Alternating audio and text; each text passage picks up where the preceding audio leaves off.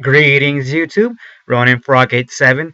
And if you haven't heard, the organization leaked another card that's going to come out in the Duelist Advent in a few months in the OCG. And that is Raiza the Mega Monarch, and I wanted to review it.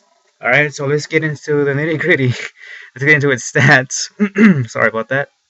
Alright, guys, so it's level 8 Wind Wing Beast type effect monster. Duh. And its attack is 2800 with 1000 defense. Alright, so standard for all the Mega Monarchs. Alright, and its effect is as follows. You can tribute summon this card by tributing one tribute summon monster. if this card is tribute summoned, target one card on the field and also one card in either graveyard. Return those cards to the top of the deck in any order. If this card was tribute summoned by tributing a wind monster, add this additional effect. You can target one additional card on the field. Return that target to the hand.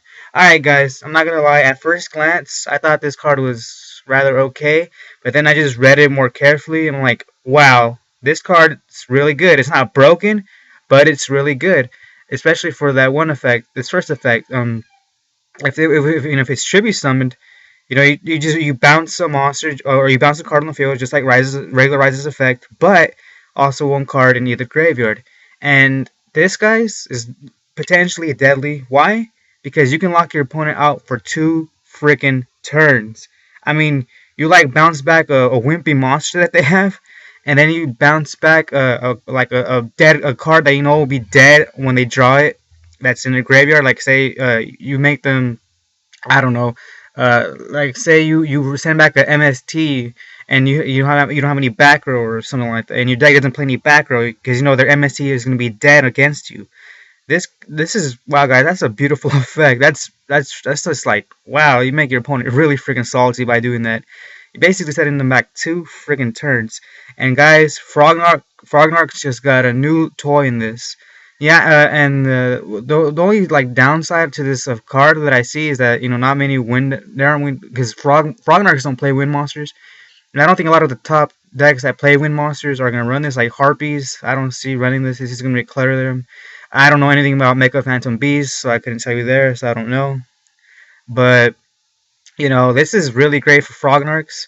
I mean, just imagine tributing a Ronin Totem, and then tributing a Treeborn, and then summoning this guy, and then bouncing back one of their monsters, and then a card that's dead in their graveyard, a card that they can't use against you immediately, or or anything like, or in a few turns. This is wow, guys. I'm like gushing over this card.